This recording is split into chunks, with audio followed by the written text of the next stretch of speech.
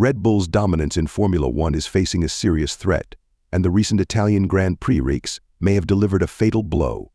The once unbeatable team is now grappling with massive concerns as they struggle to maintain their grip on both championships. And with Max Verstappen himself raising doubts, fans are left wondering, could this be the beginning of the end for Red Bull's reign? Stick around as we dive deep into what's gone wrong and whether there's any hope left for a comeback.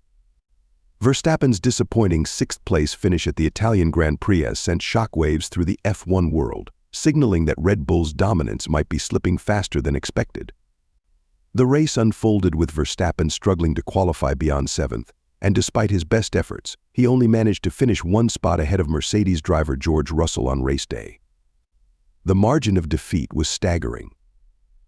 Ferrari's Charles Leclerc claimed victory by a jaw-dropping 38 seconds, while Lando Norris, another championship contender, finished over 30 seconds ahead. McLaren's Oscar Piastri, finishing second, only added to Red Bull's woes, slashing their lead in the Constructors' Championship to a razor-thin 8 points. Yet Verstappen's sizable 62-point lead over Norris in the Drivers' Championship seems just as fragile, as the car balance issues that have plagued Red Bull since may continue to haunt them. Verstappen, in his usual straightforward manner, didn't mince words. He admitted the reality both championships might be slipping away unless drastic changes are made. "It's not realistic to think we can win like this," he stated. His frustration was evident as he called for a complete overhaul of the car, expressing disbelief at how Red Bull had gone from a dominant force to a struggling team in just a few months. Despite Verstappen's best efforts, his frustrations were clear during the race weekend. He managed to secure a position just ahead of George Russell, but that was little comfort after the team's struggles in qualifying and on race day. To make matters worse, Ferrari's Charles Leclerc won with a massive 38-second margin, while McLaren's Lando Norris, another title rival, took third place, trailing Leclerc by 30 seconds. Even Oscar Piastri, Norris's teammate, finished ahead of him, signaling McLaren's significant challenge to Red Bull's grip on the constructors' standings. Red Bull now finds itself only 8 points ahead of McLaren, a gap that looks increasingly fragile. The situation in the Drivers' Championship isn't much better. While Verstappen holds a 62-point advantage over Norris, the uncertainty surrounding Red Bull's performance leaves that lead looking vulnerable. Red Bull's once dominant car has become a shadow of its former self, plagued by serious balance issues that have worsened since May. Verstappen wasn't shy about voicing his concerns. He acknowledged that turning the season around will be no easy task. "We need a complete overhaul," he said. The Dutchman was baffled by the rapid decline in the car's performance. What was once a well-oiled machine has become, in his words, almost undrivable. He called for drastic changes, insisting that without them, the team would continue to struggle everywhere, with no solution in sight. Verstappen's frustration only deepened when asked about McLaren's resurgence. When questioned if McLaren missing out on a win was a small consolation, he responded candidly in a way, "Yes, but that's not how I approach the championship." For Verstappen, it was never about relying on the failings of others, it was about his team's own performance, and that, he felt, had been disastrous. "This whole weekend has been terrible. We were too slow," he admitted, pointing out several missed opportunities and strategy flaws. The race wasn't without its challenges beyond speed either. Verstappen encountered a 6-second pit stop that cost him crucial time. On top of that, the car faced an engine issue that forced him to run below full power for most of the race. Even Red Bull's strategic decisions could have been sharper adjustments that might have allowed Verstappen to be more competitive. Despite these setbacks, it was clear the bigger problem was the car itself. "We were weak in almost every area," Verstappen bluntly stated.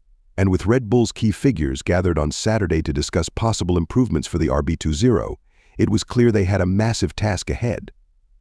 Verstappen, after months of voicing his concerns about the car's handling, felt he had said all he could. Now, it's time for the team to step up, he emphasized. The solution was no longer in his hands, but in the hands of the engineers who needed to transform the car back into a winning machine. Verstappen's candid remarks sent a clear message to the team: it was now or never. "It's obvious what we need to do," he explained. The car's transformation from last season's dominant force to a nearly undrivable machine was a mystery even to him, and solving this issue wouldn't be a quick fix. It's not something we can turn around in a few days, he admitted. But with the championship on the line, Verstappen stressed that there was no time to lose. The team needed to work relentlessly to make the necessary changes, no matter how long it took. Red Bull had a car last year that was nearly untouchable. It was the most dominant vehicle on the grid, but somehow, in the span of less than a season, they turned that masterpiece into what Verstappen called a monster. Now, the challenge wasn't just winning races but making the car drivable again. It doesn't matter how many weeks or months it takes, we just have to keep pushing, Verstappen stated with determination. There was no excuse for failure. They needed to return to the top, and nothing short of that would be acceptable. One thing Verstappen made clear was his demand for a car that prioritized drivability over pure downforce. He didn't care how much downforce the engineers added if it made the car harder to handle. Red Bull's consultant, Helmut Marko, echoed this sentiment, acknowledging that they would need to rebuild the RB20 from the ground up to meet Verstappen's needs. It was now all about creating a car that Verstappen could trust again. Verstappen's struggle for victory has been ongoing since the Spanish Grand Prix on June 23rd. His current winless streak is the longest he's experienced since 2020. Even his once dominant lead over Lando Norris has shrunk to a mere 62 points, with only 8 races left in the season. For Red Bull, the situation in the Constructors' Championship is just as dire.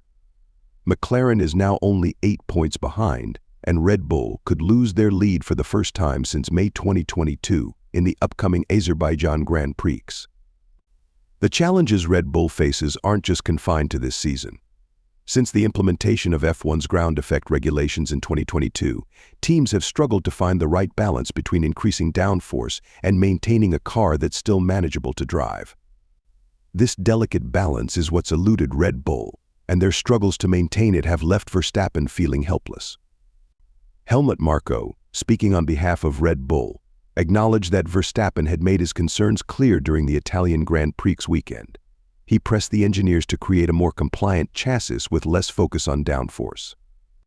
According to Marko, the key question now is how to regain the superb balance that the RB20 had earlier in the season. Verstappen's message was simple: he doesn't need 20 extra points of downforce if it makes the car uncontrollable. What they need is to return to a car that's predictable and dependable. Verstappen's remarks after the Italian Grand Prix highlighted a growing concern within the team how to bring back the RB20's early season balance. If we can pinpoint where things went wrong, the car will become predictable again, Verstappen insisted. A predictable car means confident drivers, and with that, Red Bull could return to the sharp form that once dominated the grid. But finding the source of the problem was easier said than done. As Marko pointed out, Red Bull had introduced several new parts since the start of the season, and somewhere along the way, they had lost their way. One potential culprit: wind tunnel correlation. Red Bull had faced difficulties matching their wind tunnel data to real-world performance on the track. This mismatch had led to inconsistencies, especially in qualifying and race pace. In Italy, the team found itself lacking the speed to compete at the front of the pack. Ferrari's improvements, combined with McLaren's continued rise, pushed Red Bull further into the background. Marko explained that Verstappen's feedback had remained consistent throughout the season. The car had long-standing issues that the team had been unable to fully address.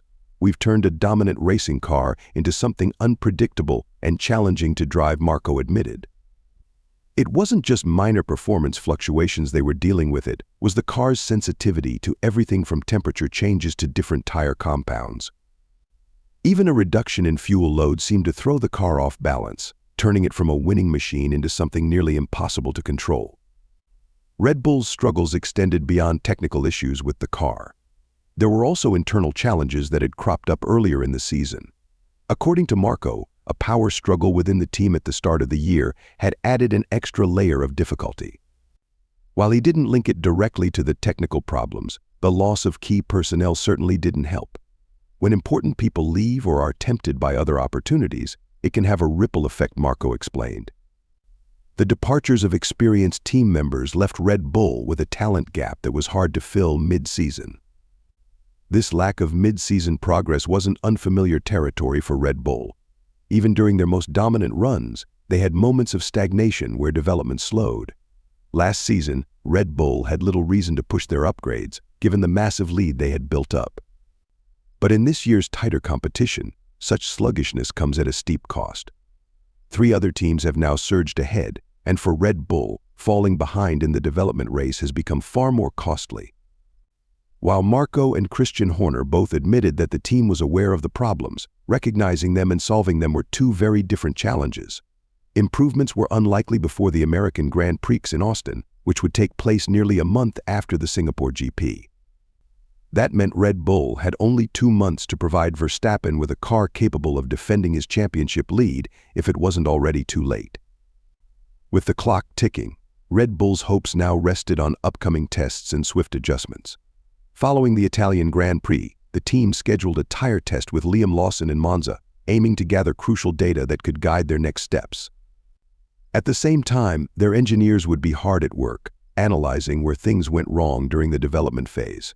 We have a few solid clues, but now we need to act fast and make the right changes, Marco explained. The car's balance was still off, and fixing it was the team's top priority. The next 2 races, set on the street circuits of Baku and Singapore, would be tough tests, though not necessarily the best indicators of the car's true potential. Red Bull hoped to see significant improvement by the time they reached Austin, where they could finally determine if the turnaround was possible. Austin will be the real test, Marco emphasized. If we can't make progress by then, we'll have serious issues not just for the 2024 season but also for 2025. Verstappen's future with Red Bull was also beginning to look uncertain. Though Marco was confident that Verstappen would stay with the team through 2025, the Dutchman's frustration was becoming more evident with each passing race. The question loomed: if Red Bull couldn't deliver a competitive car soon, would Verstappen begin to consider other options for 2026? The team's focus, however, remained firmly on the 2024 season. They had to resolve the issues, or they risked losing more than just the championship. They could lose their star driver. The next few months will tell us whether Red Bull can make a comeback, or if their grip on Formula One is about to slip away for good. One thing's for sure: the drama of this season is far from over, and Verstappen's future may depend on the outcome. What do you think? Can Red Bull save the season and keep Verstappen satisfied, or is a change in the air? Let us know your thoughts in the comments below.